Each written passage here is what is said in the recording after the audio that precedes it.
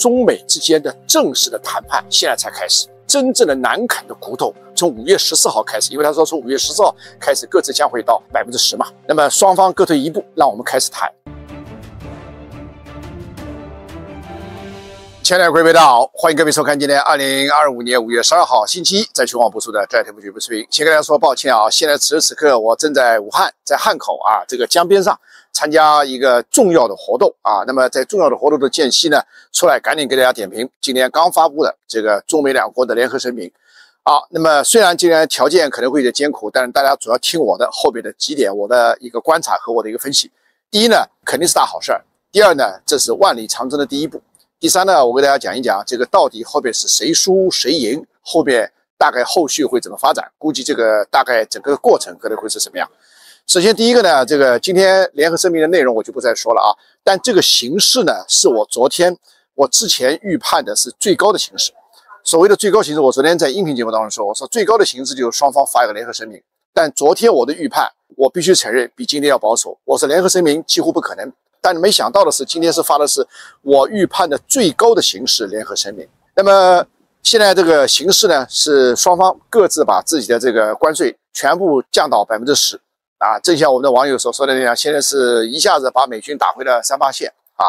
那么首先这是第一个，这当然就是所谓的双方谈的重大的一个进展或者重大的胜利。那么这后面的背景是什么呢？背景显然是必须说是双方都认为现在是该是在谈的时候了。当然，从我们中国人的角度说，一定是认为美国人先收不住了。但其实，在我们方面来说，应该说也认识到差不多了，该谈了啊。所以我讲这个我们非常简单的常识，我就不再啰嗦了。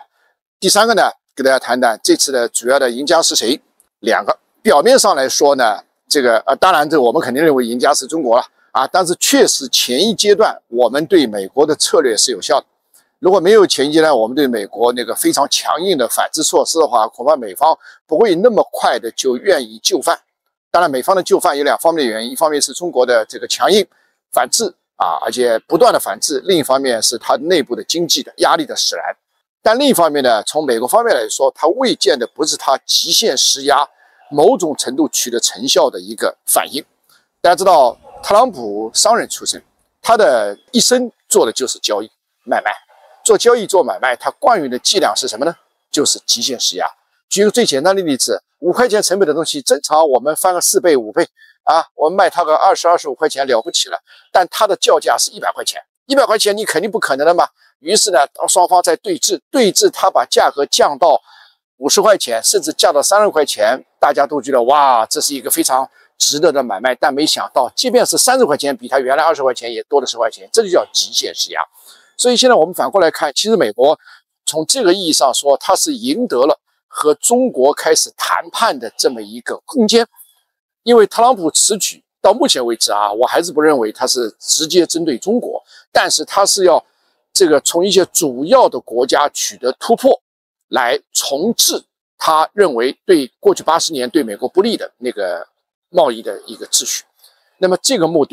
目标在前几天跟英国的宣布的这个贸易谈判成功，它得到了实现啊。那么最近他也在跟日本啦、在韩国啦、印度啦、俄罗斯啦，包括欧洲都要谈，现在也开始跟中国谈了。所以这是他极限施压取得成功的一个标志，对我们来说是反击取得成功的一个标志。所以各打50大板，下面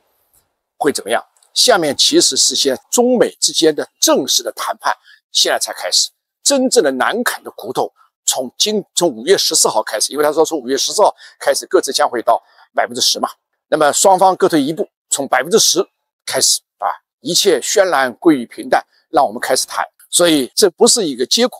deal 根本还没有取得，只是开始一个谈判。所以从这意义上说，双方的联合声明里面公布说，双方要成立一个叫 Trade Consultation Mechanism， 叫贸易磋商机制。这个贸易磋商机制到底它的长度啊，它的频率啊是怎么样，不得而知。但是肯定是成立工作小组，以一定的频率来予以推进。那么这个时间，我还是预估，之前从上个月开始，我预估的，我说可能要持续3到6个月时间，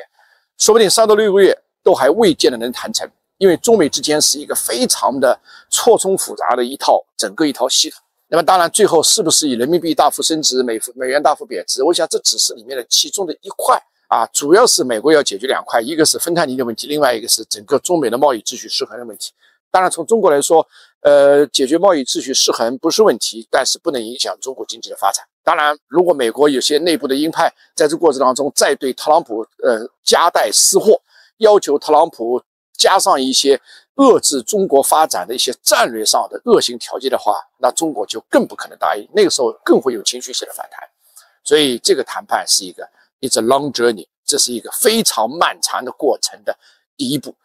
在过去1个月，特朗普想跟中国谈，他都找不到叫想谈而无门。现在呢，他通过极限施压啊，通过中国的反制啊，找到了跟中国谈的一个门，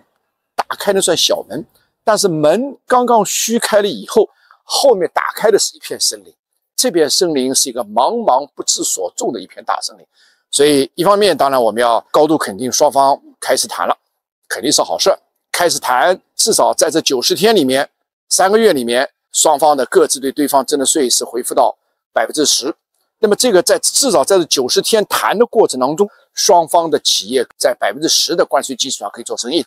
所以受到中美贸易战影响的中国一些对美的企业可以恢复作业了。但是在这过程当中，我们如果称之为是所谓的小阳春的话，赶紧在结构上做转型，无论是转市场，还是转供应链，甚至是转产品，转自己的企业的转型，利用这90天开始做。我估计90天会延长到180天，就是3到6个月。但是如果给你90到180天的时间，你还转不成，那就是你自己的问题了啊！所以一方面啊，我们要高度肯定；一方面不要过于乐观；